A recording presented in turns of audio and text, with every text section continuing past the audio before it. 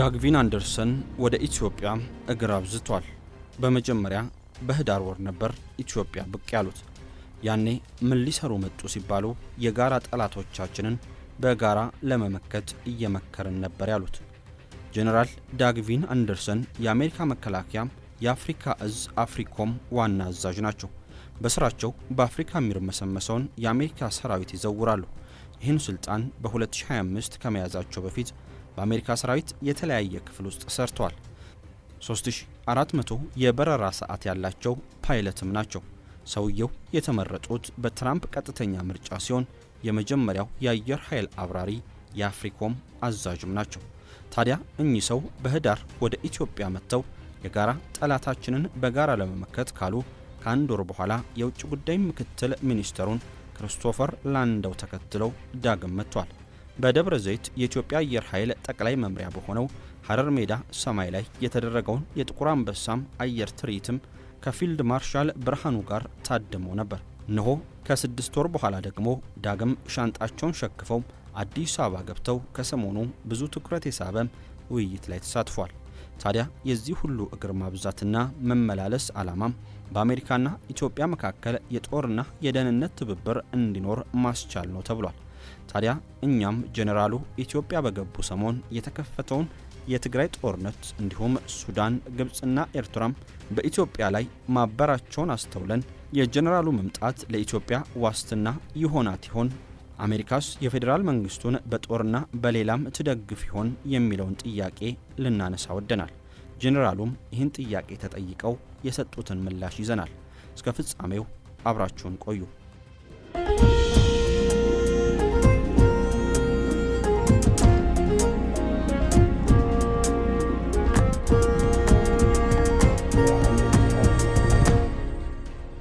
አፍሪኮም ከኤፌሪ መከላከያ ጋር በትብብር ያዘጋጁት የአፍሪካ የመከላከያ ሎጂስቲክስና የኮሙኒኬሽን ሲምፖዚየም ከሰሞኑ ከፍተኛ ትኩረትን ስቦ ቆይቷል። አሜሪካ የአፍሪካ ሀገሮች መከላከያ ኃይሎችን በሎጂስቲክስና በመገናኛ ቴክኖሎጂ እንደምታጠናክር ብዙ ቃል የገባችበት ይህ ጉባኤም ከአሜሪካ የመጡ 25 የዘርፉን ኢንዱስትሪ ተወካዮችን ብቻ ሳይሆን የ40 አፍሪካ ሀገሮች መከላከያ ተቋማት ተወካዮችም የተሳተፉበት እንደነበር ሪፖርተር ዘግቧል። ሪፖርተር ጉባኤውንና አሜሪካ በኢትዮጵያ ላይ ያላትን ፍላጎት አስመልክቶም የዘርፉን ባለሙያዎች ቃለ መጠይቅ ያካተተ ሰፊ ትንታኔን አቅርቧል። ጀነራል አንደርሰን ሲምፖዚየሙን ሲከፍቱም ለጋዜጠኞች በሰጡት መግለጫም በተለይ ስለ ኢትዮጵያ ሁኔታ ተጠይቀው ምላሽ ያሉትን ሀሳብ ሲሰጡ ተደምጧል። በሱዳን ጦርነት ኢትዮጵያ ስላላት ሚናም እንዲሁም በሀገር ቤት ስላሉ የእርስ በርስ ግጭቶች በመጥቀስ ይህ ሁሉ ከኢትዮጵያ ጋር የሚኖራቸውን ትብብር አይወስነውም ወይ የሚል ጥያቄ የተነሳላቸው ጀነራሉ ዋና ጉዳይ የሀገሮች የሁለትዮሽ አጋርነት መሆኑን ነው የጠቆሙት። ውስጣዊ ግጭቶችን በተመለከተ አብረን በጋራ መስራት አለመስራታችን የሚወሰነው እንደ ሁኔታው ነው። በዚህ ጉዳይ ሁለቱ ሀገሮች የመሰረቱት ስምምነት ነው ወሳኙ። የጋራ ደህንነት አደጋ የምንጋፈጥባቸው አጋጣሚዎች ሲኖሩ በጋራ እንሰራለን። በእንደዚህ ያለው ወቅት እርዳታ ልናደርግ እንችላለን። ለዚህ በናይጄሪያ ጥሩ ምሳሌ የሆነ አጋጣሚ አለን። አይስ የሽብር ቡድንን ለመደምሰስ ከናይጄሪያ መንግስት ጋር አብረን ሰርተናል። ይህ መተጋገዝ ደግሞ ከዚያ ወዲህም ቀጥሏል በማለት ከኢትዮጵያ ጋር የሚኖረውን የደህንነት ትብብር ስለሚመለከቱ ነጥቦች ምላሻቸውን ሰጥቷል። በውጭ ጉዳይ ኢንስቲትዩት ከፍተኛ ተመራማሪ የሆኑት ዶክተር ዳርስከዳር ታዬ ለሪፖርተር ጋዜጣ ባጋሩት ሀሳብ አሜሪካኖች በተለይም ከኢትዮጵያ ጋር የደህንነት ትብብር ለማጠናከር የሚያስገድድ ምክንያት እንዳላቸው ነው ያስረዱት። በቀጠናው የደህንነት ችግር አለ። በሶማሊያም አለመረጋጋት አለ። በሱዳንም ቢሆን የእርዳታ ማቅረቢያ መንገድ ለማስከፈት ለተኩስ አቁም ስምምነት ተፋላሚዎቹ እንዲደርሱ ማድረግ አልተቻለም። አንዱ ሌላውን ሲከስ ነው የሚታየው። ኤርትራም ቢሆን ወዴት እንደምታመራ የማይታወቅበት ሁኔታ ይታያል። በሱዳን ጦርነት እጇን ስትከት ትታያለች።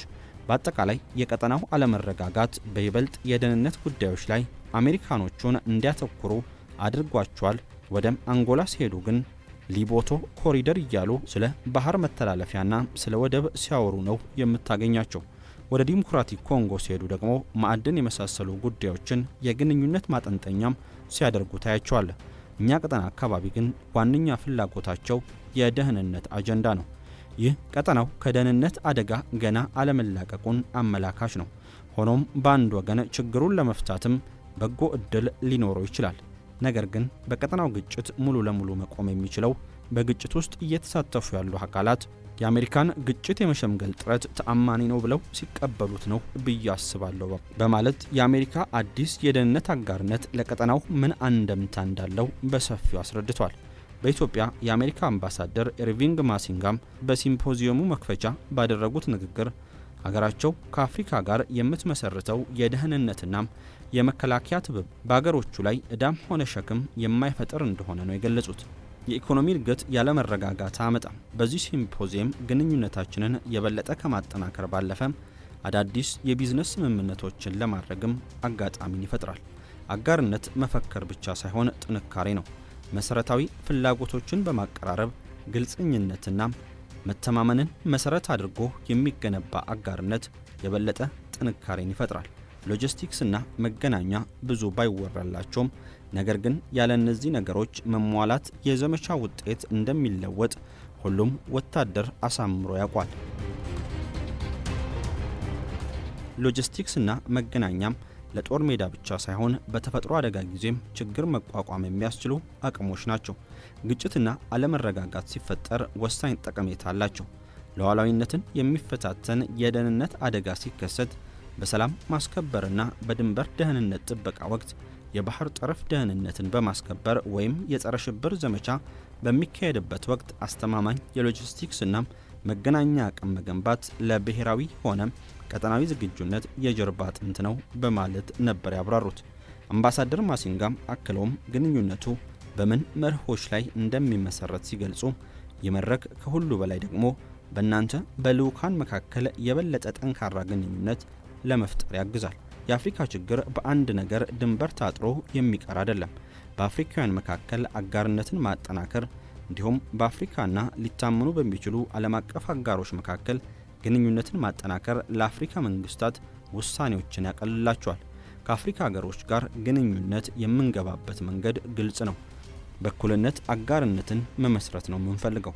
አጋሮቹ ቅድሚያ የሚሰጡትን ጉዳይ መደገፍ፣ ተቋማትን ማጠናከር፣ የወታደራዊ ሙያ ስልጠና ትምህርቶችን ማስፋፋት፣ ግልጸኝነት የተሞላበት የግዢ ስርዓት እንዲገነቡ ማገዝና ዘላቂ የመከላከያ ኢኮኖሚ እንዲመሰርቱ መደገፍ ነው ዓላማችን። በመከላከያ ዘርፍ የሚደረግ ኢንቨስትመንት ለሀገር የዕዳ ሸክም ከመሆኑ ይልቅ የሚጨበጥ ሀገራዊ አቅም ይፈጥራል ብለን እናምናለን። ከጥገኝነት ይልቅ የመከላከያ ዝግጁነታችንን ያጠናክራል። ይህ በዚህ ጉባኤ የተካፈሉ የአፍሪካ ሀገሮች ፍላጎት ነው ብለንም እናምናለን። አሜሪካም ከአፍሪካ ሀገሮች እኩል የንግድ መስመሮች ሁሌም ክፍትና አስተማማኝ ሰላም ያላቸው እንዲሆኑ ትሻለች። ተጠያቂነት የሰፈነበት መንግስታዊ አስተዳደር እንዲሁም የሕግ የበላይነት የተረጋገጠበት አካባቢን ማየት ትፈልጋለች። ድንበር ዘለል የጸጥታ ችግሮች፣ የሽብር መረቦች፣ ሕገወጥ የመሳሪያ የገንዘብና የሰው እንቅስቃሴዎች፣ የመረጃ መረብ ጥቃቶች፣ በተጨማሪም ግጭት አባባሽ እንቅስቃሴዎችን መከላከል እንፈልጋለን። የሉዓላዊነትን፣ የግልጸኝነት፣ የሙያዊነትና የአጋርነት መርሆችን ከአፍሪካ ሀገሮች ጋር በምንፈጥረው አጋርነት መከተል እንፈልጋለን ሲሉ ማሲንጋ ተናግሯል። የአሜሪካ አየር ኃይል መኮንንና የአፍሪኮም አዛዥ ጄኔራል ዳግቪን አንደርሰን በበኩላቸው በቴክኖሎጂ የታገዘ የጋራ ደህንነት አደጋን የመከላከል ትብብር መፍጠር አሜሪካ እንደምትፈልግ ነው ያረጋገጡት። ጄኔራሉ ሲናገሩ የሽብር ስጋትን ለመከላከል የጋራ ሎጂስቲክስና ኮሚኒኬሽንን ማጠናከር አስፈላጊ ነው። ያለ ሎጂስቲክስና ኮሚኒኬሽን ወታደራዊ ዘመቻና ግዴታን መወጣት አይቻልም። ምንም አይነት መሳሪያ ቢኖረው አስፈላጊው ቦታ ወስደም ለሰራዊቱ ካላቀረብክ ውጤታማ አትሆንም በማለት ነበር የገለጹት። ጄኔራል አንደርሰን ባሰሙት ሰፊ ንግግር ሽብርተኝነት፣ ህገወጥ የማዕድን ምዝበራን፣ ህገወጥ አሳ ማጥመድ፣ ህገወጥ የሰዎች ዝውውርን፣ የአደንዛዥ እጽ ዝውውርና የመሳሰሉ ችግሮችን ቀጠናው ተጋፍጧል። የአደገኛ እጽ ዝውውር ብቻ ከ2 ዓመት በፊት ከነበረበት በ6 እጥፍ ጨምሯል። ይህ ሁሉ ችግር ተባብሮ መስራትን ይጠይቃል ሲሉም ተናግሯል። ይህ ሁሉ የጉባኤውን መንፈስና የማዕከላዊ ሀሳብ ካስተዋልን ትብብሩ ለኢትዮጵያ የሚጠቅማት ወዳጅነትን ሊያተርፍ ይችላል ቢባልም በኢትዮጵያ ላይ ጠንከር ያለ ፖሊሲን የሚከተለው የትራምፕ አስተዳደር ምን ያክል ይህንን ወዳጅነት ይፈልጓል የሚለው ጥያቄ ምልክት ውስጥ የሚገባ ነው። ትራምፕ በስደተኞች ጉዳይ በዩኤስአይዲ በቀረጥና መሰል ፕሮግራሞች ከጨከኑባቸው የአፍሪካ ሀገራት መካከል ኢትዮጵያ አንዷ ነች። በህዳሴውም ግድብ ምክንያት ሙሉ በሙሉ በሚባል መልኩ ወደም አልሲሲ ባዘነበለ አቋማቸው ይታወቃሉ ዶናልድ ትራምፕ። ውድ የፈታ ዴሊ ቤተኞች የዕለቱን ትንታኔ በራያ አላማጣ አካባቢ ተከስቷል ስለተባለ ውጥረት ነግረናችሁ እናጠናቅ። በራያ አላማጣ ግንባር በኩል ወታደራዊ ፍጥጫናም የጦርነት ዝግጁነት ማየሉን ነዋሪዎች ለዲደብሊው ገልጿል። በከተማዋ ወታደራዊ እንቅስቃሴ በመጨመሩ ምክንያት ነዋሪዎች የጦርነት ስጋትን በመሸሽ ወደ ቆቦ ከተማ እየተሰደዱ መሆኑ ተሰምቷል። በራያ አላማጣ ግንባር በኩል ወታደራዊ ፍጥጫናም የጦርነት ዝግጁነት ማየሉን ነዋሪዎች ገልጿል። በዚህ ምክንያት በአካባቢው ቤት ለቤት ዝርፊያ ተስፋፍቷል። የመጓጓዣና የባንክ አገልግሎት መስተጓጎል በመፈጠሩ ደንበኞች እስከ 10 በመቶ ጭማሪ ለግለሰቦች ለመክፈል መገደዳቸውም ተመላክቷል። በተጨማሪም በከተማዋ ወታደራዊ እንቅስቃሴ በመጨመሩ ምክንያት ነዋሪዎች የጦርነት ስጋትን በመሸሽ ወደ ቆቦ ከተማ እየተሰደዱ መሆኑም ተሰምቷል። ከቀናት በፊት በምዕራብ ትግራይ በፌዴራል ኃይሎችና በህወሓት ታጣቂዎች መካከል የነበረው ግጭት ጋብ ሲል በራያ አላማጣ ግንባር በኩል ግን ወታደራዊ ዝግጁነትና ፍጥጫው ማየሉን ነው ነዋሪዎች የሚናገሩት።